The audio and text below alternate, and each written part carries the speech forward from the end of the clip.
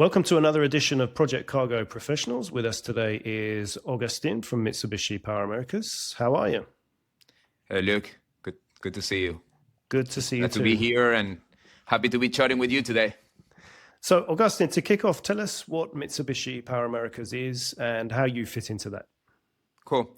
Yeah, so Mitsubishi Power Americas, it's as the name says, right? It's the regional arm of the Mitsubishi conglomerate when it comes to power generation. We are a leading provider in products and solutions for the power generation market in a sector. Part of the Mitsubishi Heavy Industries group, right, as a whole. The name Mitsubishi is typically more linked to the car manufacturing side of business, but right. As a conglomerate, there's other different industries and sectors Mitsubishi operates, and in our case, we are in the energy market. We provide gas turbines, generators, steam turbines, aeroderivative turbines, hydrogen. We support the energy transition with our hydrogen solutions and so on. That's more on the product side, really. And then when it comes to solutions, we deploy projects, work with our EPC partners and customers, and certainly we support our customers with long-term service, right?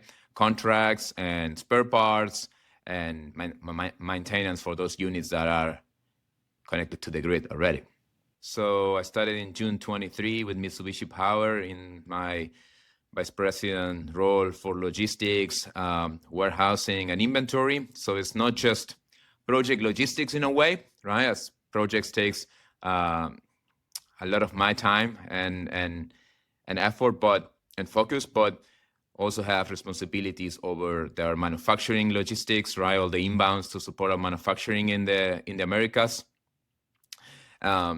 Warehousing for sure, and then all the logistics and transportation for spare parts to support our customers, right, in their outages and maintenance programs. Sounds good. And I know you're in Orlando at the moment, but you're originally from Argentina, right? Yep, I was born and raised in Argentina. I grew up in Buenos Aires city, so that's where all my family is from. My wife, it's from Argentina as well. Our kids, as much as they were born in the U.S., they all have dual citizenship with Argentinian citizenship as well. So our ties are very strong to our home country. So tell us a bit about Argentina and what it was like growing up in Buenos Aires, a great city. Right. So I mean, Argentina, it's a country of roughly 46 million people these days.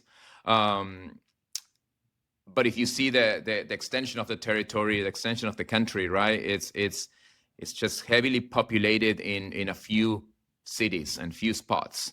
So it's kind of a small population for the extension of the territory. I grew up in Buenos Aires city, which we call the Greater Buenos Aires area. It's a 16 million people, right? So you can really feel all the buzz of a big city, and yeah, I mean, I would say it's a country where we are well known.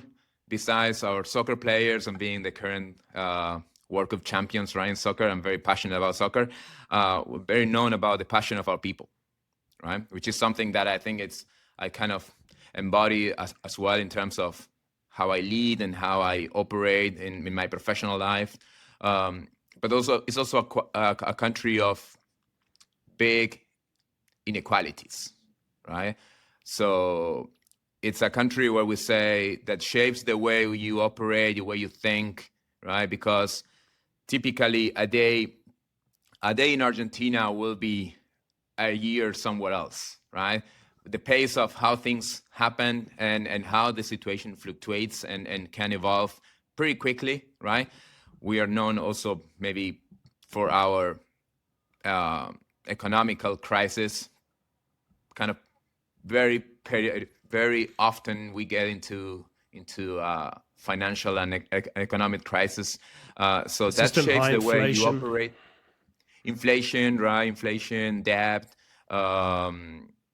economic misbehavior, and for a country that has all the resources that we do have in our home country, I mean, that teaches you how to be comfortable dealing with that uncomfortability, right? And that shapes the way you operate, the way you think. That's why I say always we prepare to face risk and to operate and manage in complex environments, because that's the way we grew and that's the way we live, right?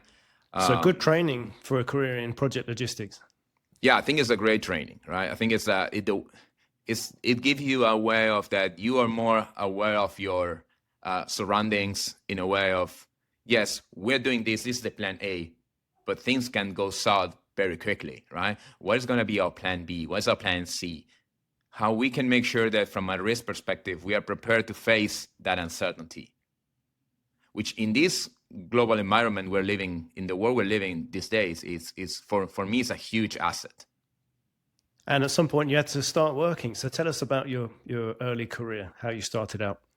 Okay. Yeah, I've been in logistics for, this year is going to be 20 years. I started almost fresh out of high school, right? I started in the food and beverage company, one of the bigger ones in Argentina, national company, Argentinian-based company, I mean. And I started there as an office boy, what I would call running errands, getting out to bring paperwork. At the time, not everything was electronic and digitalized, and so there was a lot of paperwork involved and transactions and checks, right? There was not so much wiring of funds, so everything I have to go, and you have to go to customs, you have to go to the freight forwarders, you have to go to carriers. And so I got involved for one reason or the other. That office boy team were kind of reporting to logistics, and that's what I got into my first impression and experience with logistics. I was in that role for maybe 6-8 months, and then I was asked to stay at the office, right? And that's where I get more into all the paperwork, and as a logistic clerk, right? Filling forms and yeah, that's how I started my career. And we typically say that once you get into logistics, you get stuck into it, right? So from now, couple of years later, I moved to start working for Siemens, right? I have been with Siemens for almost 14, 15 years. So then I get into the power generation sector, right, as a logistic analyst. I get to support my first projects at the time. Now we're talking about 2007, around 2007. So I joined the power generation sector. And since then, in my entire career, I've been in different logistics roles, supply chain roles as a whole. From 2010 or so, I became a manager of a small team there back in Argentina. Mm-hmm. And from there on, I have been with different managerial or leadership roles, always within the power generation, and started as project logistics. Then I decided, hey, I need to expand into other areas of the business. And here I am. I have a stance of almost 2 years in the renewable side. I was with a company called Fluence Energy, battery energy storage provider, right? So I was the global director. I get into a global role with them, kind of setting up the organization, their global footprint for logistics. And since June 23 with Mitsubishi Power. So how did you make your move to the US? How did that happen? That's interesting how it happened. I was looking for an opportunity to work abroad for a couple years, right, when I was still sitting in Argentina. And back in 2013, 2014, I was managing a very complex project, southern of Buenos Aires, that for different reasons, economical environment at the time and other reasons as well did not go as planned. Not the logistics, but the project as a whole, right? So Yeah. and I got kind of burned out after 2 years working, and those opportunities to have an international experience not coming along. Me and my now wife at the time, my partner, my girlfriend, we were both looking for an opportunity. And then in 2014, at the beginning of at the end of 2014, we decided to take a sabbatical, right? We're gonna take a sabbatical and we're gonna travel the world, backpacking, something really out of our comfort zone. And we just decided to go on to travel the world for a year. After 6 months that I was traveling, I remember we were probably in Thailand or so. I received a proposal from Siemens at the time if I was interested in coming to the US now in a project logistics management role, right? So it turned out that with all the visa paperwork, the processing, and since that came into fruition and so on, we were able to finish our travel plans. So we basically traveled for 1 year, came back home, back in Argentina, got the visa paperwork waiting for me, went to the embassy, and maybe 3 weeks later, I was in my new home now in Orlando, ready to start a new life. So that's really how I came to the US. And it's interesting how life, I always say life find its way, right? So something you have as a goal, you wanted to have an international experience, have that experience working abroad. In my case, it was easy to get it once I took the courage to make the decision and leave. And also I would say it's the power of your network, right? Because this is people that recognize I could be useful. They wanted me in the team. First, they approached me when I was already gone. And then later they waited for me since I could finish my original plans. So kind of a win-win situation. So if somebody's feeling in a similar way and they're frustrated in their role or they're feeling burned out or something, you recommend the experience, what you did, going traveling? Oh, absolutely. Absolutely. I think I became, after that travels, I became a little bit different person in many different aspects, right? In the way I see life, the way I lead, in a way, right? It's a lifetime experience, and I would recommend everyone to be able to do it once in a lifetime. I think it's different now when you get to with the family, when you build a family and you have kids, right? I mean, it's different environment, but to taking that decision, that leap into something new, being courageous enough, right? I would say or adventurous in a way. I don't want to sound cheesy, but that really shaped the way I am these days. I was going to say it's a brave decision because, you've got a good job with a good company and it's quite a decision to make. Yeah, it was. That's what I say. And the tough part, and I've talked about this before with different people, is you need to have the strength and endurance to stand by your decision, right? Because now you're going to hear from a lot of different people about why you're doing the wrong thing and why you should stay comfortable with what you have. It's a promising career, right? I was in my late 20s at the time, and I'm already a manager and do have a team and do have a good job and have the reputation in Argentina in the project logistic community, and you're gonna leave that behind, but not really, right? You still bring that with you, and that's why I say it's the power of your network. I'm here because of some of the people that I'm surrounded these days is people that I met since I was in Argentina, and they saw something in me at the time, and that carries your career into the future. So life will take its turn, but it find its way. So be brave. Be brave. Yeah, that could be my motto, right? And at some point you end up at Mitsubishi Power Americas. So tell us about the type of the project cargo that you need to ship? Yeah, basically what we move, as I say at the beginning, is gas turbines, generators. Could be from 300 metric tons to almost 600 metric tons of equipment, right? All over the world, our supply chain is really a global supply chain, heavily, influenced by our Asian heritage, right? But so we move stuff all over the world. We move from gas turbines, generators, steam turbines, skids, right? And all different type of auxiliary equipment. So that's of the type of cargo that we typically move. We move across different modes of transport. We use rail, barging, ocean, air freight. It depends of, I want to focus on projects here, but Yeah.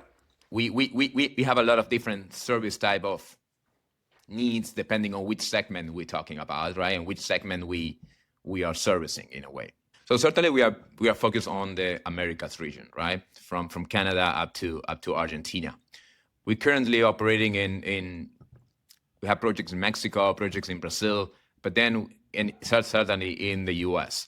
But over the next couple of years, mainly for the next 5 years or so, I do see our focus to be really in the US market. That's where they have our strongest pipeline of projects, right? And there's a lot of opportunities in other countries. Brazil is huge, Mexico, right? And we do have projects in Canada. But when you see the pipeline of projects as a whole, our focus is going to be in the US, and especially around the Gulf, the US Gulf, right? So that's where a hot spot will be for the next 4 or 5 years, really. And you said you've been there a couple of years now. You told me before about the Mitsubishi supply chain transformation. What did that involve, and how would you describe your logistics strategy? Yeah, that's interesting because when I came here, or before I came here, the way Mitsubishi used to operate in terms of supply chain was kind of very, I don't like the word siloed, but each business unit managed their own supply chain, right?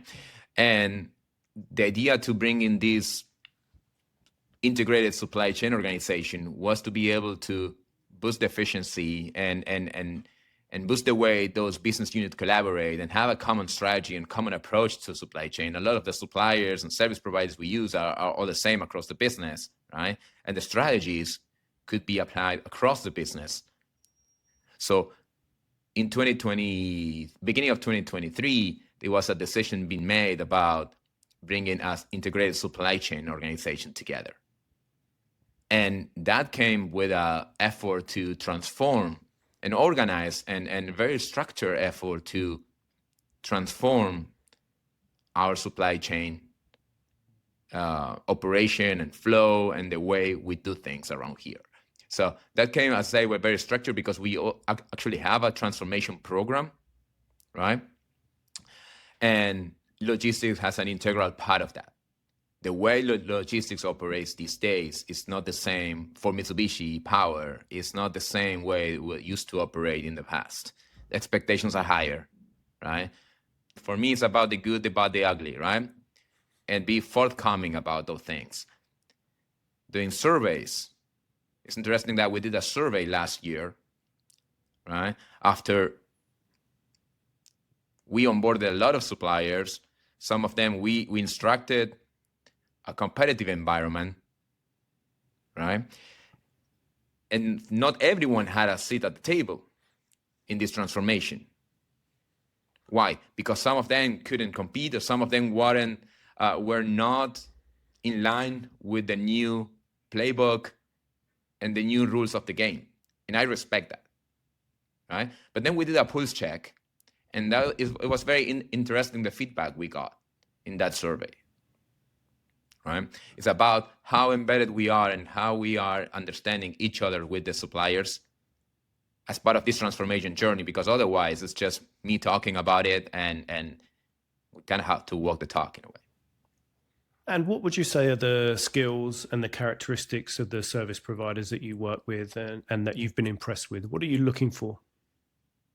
Yeah, so I think it's when it comes to projects, there's different aspects for it, in my perspective. And when it comes to forwarders, I like to work with forwarders that are solution oriented. I go back to the verticals, right? Don't lock me into your verticals. Let's see what is the problem at stake, the project we have at stake, the challenges we have, and let's find creative solutions. That works better typically with the project-based forwarders, kind of niche type forwarders, right? We work with heavy haulers, we work with ocean carriers directly. A lot of what we're doing these days is going direct to ocean carriers, direct to the heavy haulers. We have a strong team that can manage that. And also understanding, in a way, from a segmentation perspective, who are the players that can help us and add value into all the different segments we have. Right? We may work for project forwarders for the project logistics side, and those same forwarders may not be involved in our parts business or our manufacturing business, right? Because at that, there's a different type of pace and different type of solutions we need there, right? Just be able to segment that and map that out. Who are the key partners you want to utilize in every area of your different areas of your logistics landscape? I think for me makes a lot of sense, and that's what we are aiming with the team, right? I'm not going to give you any names about who stands out in terms of our logistics service provider community. I won't be fair to a lot of people and a lot of companies that if I do that. There's a lot of people that are doing very creative, providing very creative solutions, and being bold enough and courageous to adapt. So that's typically what stands out with me. But it's not always the biggest companies that you get the best service from. Is that fair to say? I think we work with a lot of the big guys, right? And we need to just be smart to understand where they can be the best provider for us, right? I'm not saying, I don't like the idea that you can do it all, really, right? For me, it's a red flag, not just forwarders, but in general. And they say, I can do everything. No, I just want to understand where you are the most powerful and their strengths. What are their strengths? And that you also recognize your weakness and say, hey, I will pass on this project because it's not to me. Don't send me a quote. Don't try to compete with something that is not your strength. Would put both of us at risk, right? If you are forthcoming about that, and that's what I say, the Pulse survey is a tool to calibrate all that. I think that was the true partnership comes into play, right? And what other mistakes do service providers make? Where do they go wrong? So most of the times, a lot of times it's like just like, again, locking in, right? Try to lock in. This is what we do. This is what we offer. We insist, we communicate our needs, what we are for, what the project pipeline is. And then I typically say, okay, where you can add value to all this. A lot of the times, I don't hear from them anymore. Why? Maybe because we didn't buy in their initial sales pitch about their solutions and their tech, right? And especially these days where a lot of those things, especially when we're talking about forwarders, right? A lot of the services they offer have become commoditized, right? So how you differentiate yourself if everyone has a visibility platform of some sort? If mostly everyone in the project logistics business may have access to a chartering desk, right? So how we can differentiate and how you differentiate as a logistics service provider when you speak to us. How do the best ones do that? They do that as coming with solutions that fit into our own strategy and understanding the strategy, and then bring topics that we can relate to because they are already things that we have in our radar as initiatives, right? And help me develop those initiatives together. Help me develop the projects together. right?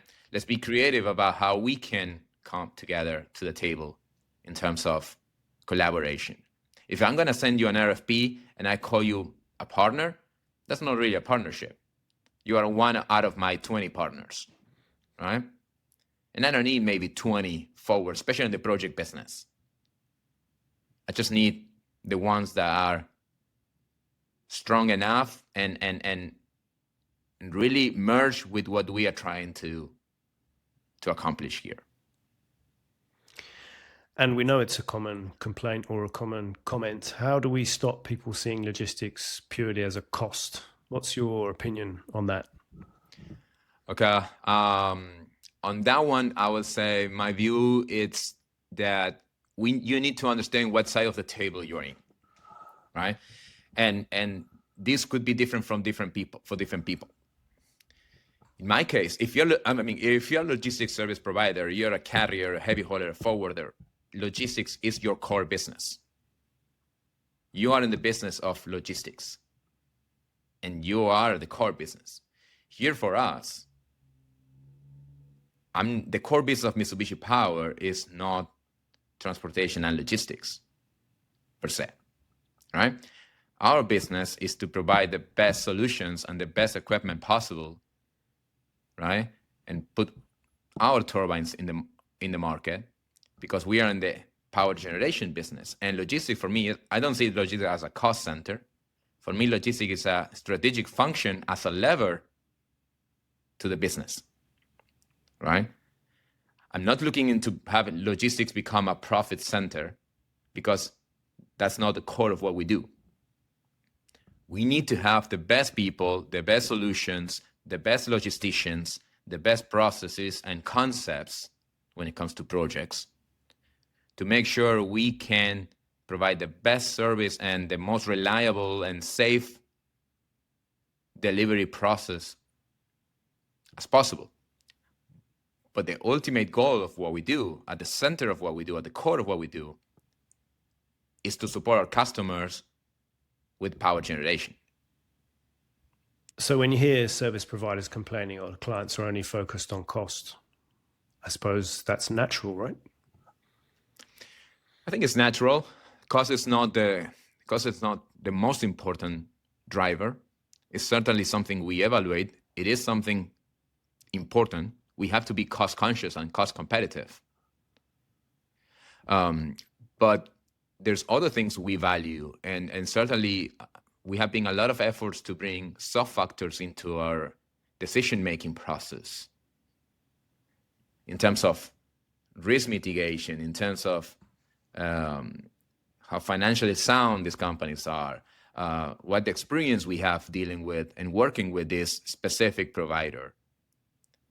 Do we have a history of any incidents and claims with that service provider? All those are things that add up to a more comprehensive evaluation, right? But the cost factor, it's certainly there, but it's not the only thing. We don't take shortcuts when it comes to quality, and when it comes to project logistics specifically, you can't take shortcuts in terms of safety and quality, right? The concept is above everything, in my view. And in terms of the US market, what changes have you noticed since the election? Oh man, the US market is hot these days. The power generation market is super hot, right? So I would not say really because of the election and those election results, and I don't want to be political here, but I think it's something that we have seen starting even so before the election, right? But the market, the power generation, I think it's the current situation of the US market has no precedent, right?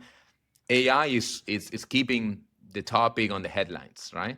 You hear AI and power demand and so on. I think it's more, there are other drivers for that too, right? It's electrification, it's manufacturing, it's coal retirements as sources of energy, there's a mix of different things, and certainly AI and data centers is a huge driver for the US market right now. Yeah. We can't stand still. That's why I said to my team, we still have to provide the best solutions possible at the best cost possible, right? But because things can change pretty quickly. But this is a complete different market for what I've seen over the last, certainly 20 years in my career in power generation, but certainly over the last, especially since I came here to the US in the last 9 years, right? So customers want 24/7 capacity to the grid. They want to decarbonize, right? So there's a level of to face all these hot market and this exponential growth, getting into a different level of collaboration and communication with EPCs, with our customer, with the power generators, right? Between O&Ms, EPC, utilities, customers, there's a whole different level we're getting into. I think we're getting into a kind of a different era of age of the way we think and operate in this market. And how are the recent changes in US trade policy affecting you? Huge disruption, huge changes going on. Are you seeing customers making changes to their supply chains already? And how's that affecting your business, your operations? I think it's more of a matter of we certainly keep a close eye on tariffs and how this situation evolves with tariffs. In my view, it's more about the uncertainty, right? How these tariffs being imposed and supply chain risk as a whole, right, globally, the uncertainty that drives is probably more damaging, right, than the causes of that uncertainty. Yeah. So we see a change. I mean, in terms of changes, going back to the previous questions as well, in terms of the market dynamics, probably a slowdown into hydrogen type solutions, right? We need a path to clean energy, but we need energy now, and we need power now. Our customers are looking for capacity, right, and supply because they need power now. And they need power now with a path to clean energy. Right. So that's a different dynamic as well, because 5-6 years ago, we talking about hydrogen and power to X and all these solutions that we are still committed to decarbonization and so on. But with this growing demand, I think the challenges we face are here with us, and then we need to deliver today, right? And how do you see the energy transition moving? You've just touched on that. Are there any differences in the US in terms of the approach there compared to other regions? Yes, there's certain policy shifts in the US, maybe different like the other regions. Certainly Europe has been always more on the forefront of the energy transition and topics like that with emissions. And I think it's slower a little bit, as I said, with the hydrogen technologies and the expectations for those to deliver today. I think we're going into, and especially with these AI and data centers, all the factors, the driving factors we're talking before, right? That's driving the need of power and power today.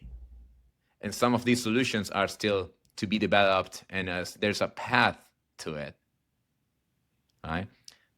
But as I say, customer needs power today and 24/7. So we need to grow the grid, exponentially grow the grid. And then we need to decarbonize the grid at the same time, which sound like conflicting targets in a way, but they are not, in my opinion, right? So that's a little bit more the market dynamics in terms of the energy transition. So I'm not saying really into shifts between different countries and so on. I think it's more of a global shift as a whole, right? Yeah. And just wanted to talk a bit about mentorship and the next generation of logistics professionals coming through. You manage a lot of people. You have a lot of logistics people working for you. Is that right? Yeah, my organization is a team of 52 people right now across all the areas of the business we support. That includes full-time employees and contractors, but with a team of 52 people. I'm very proud to say that one of our key assets is the diversity in our team. Last time I counted, we have 13 nationalities in the group, right? So out of 52 people, you have 13 nationalities in there. I think that's a really a powerful story. But it's also adds in a way a challenge how we understand each other, how we collaborate, coming from different ways of lives and different cultures and so on, right? So it makes it more certainly fun, but also we have to get to understand each other, and we have to be able to work together and collaborate.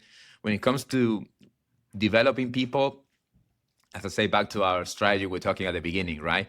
People is at the forefront of the center of what we do. People is central part of my logistics strategy. And that it's about mentoring people, allowing them to grow. There's a generational gap with the ones we're coming from behind and getting into leadership roles and so on. And how we make that attractive to people coming out of high school and coming out of college to get into logistics, and certainly project logistics as a niche. And we've all been saying that for a long time now. Do you think there's been progress in the last, I don't know, year or two? Is it becoming more attractive? I think it has been more attractive from the perspective of supply chain as a whole, right? Over the last, say, 5 years or so, starting with the pandemic maybe, right? Certainly, there's more visibility about what supply chain brings and what supply chain is about, and what a career in supply chain could be for someone coming out of high school or college. In logistics, I think especially project logistics is tough to adapt and try to, in my opinion, is always has been tough to the branding side of the project logistics, right? And it's how we make that attractive, how we make people to know what project logistics is, what entails, and that could be a great career path. A lot of people stumble into logistics or project logistics, and then you get sucked into it. But then you have to have that first chance to get attracted to it. Yeah. It's not the most sexy type job that you can dream of at the beginning. But look, when you start to move gas turbines or 600 metric tons or at 1,000 metric tons type of equipment, that's sexy cargo too, right? So that makes it interesting and can be really fun. Get to travel the world. Get to connect with a lot of different people. So I think it's a very solid career path. It could be a very successful one. It has been a successful one for me as of these days, as of today, and something that I kind of would like to see more, that we do more of as logistics leaders in that regards, right? And we were on an email chain the other day where somebody wrote to us, the biggest challenge is how to attract new talent in a world of algorithms, YouTube and Google. Nowadays, many shipping people never saw a ship. Customer service from some of the lines is in a past tense too. What are your thoughts on that? Couple things to that. I think it's in my organization, I put a lot of effort in providing the team with on-the-job experiences. If you work in logistics, you have to get to have the experience to be at the port, witness a lifting operation, a discharge or loading operation, you have to go to site, right? You have to go to a warehouse. You have to know what we're talking about when we talk project logistics. And a lot of our people, I will agree with a lot of our people, have never seen a ship. But what we're doing to deal with that, I'm sending people to witness those operations monthly. As much as we have cargo, we're sending people out. Yeah. That's money well invested. Now, that's one area. The other area is how we're going to make it attractive to younger generations to get into project logistics, right? If we don't use the tools that these new generations are all about, YouTube, social media, whatever type of appreciation and reward they are looking for. Are they looking for 24/7 hour availability and you can have a life? A lot of people glorify that we in logistics don't have a life. That's not going to be attractive for younger generations. They operate differently. Their mindset is somewhere else. So we have to make attractive to those generations to get into logistics and love what they do and love our industry, right? And therefore we have to use all the tools available. And you spoke about relationships. We hear a lot, relationships is the most important thing in shipping. It's not who you know, it's what you know. What do you think about that? Yeah, my view on that is a little bit more problematic because I don't necessarily think that, I do think relationships are hugely important for what we do, right? I'm not downplaying the importance of relationships. The only thing I'm saying and openly say in different forums is that doesn't make us unique, right? People think logistics, one of the assets of us in logistics is the relations are the foundations of what we do. And if I'm trading oil and if I'm buying some other commodities or some minerals or if I'm whatever you do, you have your relationships. The relationships are not unique to us logisticians, right? So it's hugely important. We have to be vested in our relationships. There's a power to the relationships and network. But that does not make us unique. We see a lot of people transition from the client and the service provider side. Have you ever attempted to go and work for a logistics company? No, one of the few in my logistics teams that I never been on the other side. Some people that move around say it's just still have a tough time finding which one is the brighter side, right? The shipper or the logistics service provider. Some people take more time for them to take their service provider hat off when they come to the shipper side. We talk about the same topics and we gravitate around the same topics, but the approaches are different sometimes, right? So I see people, a lot of the people in my organization come mainly from a freight forwarding background. Some of them heavy hauler, some of them carrier, but mainly freight forwarder background. And most of them will say that it's somehow a different environment. So I'm probably one of those that have been only on one side of the table. And you're happy where you are? Oh, super happy. I'm having fun. So to have fun in what we do, what you do, and have a passion for what you do, it's everything for me, right?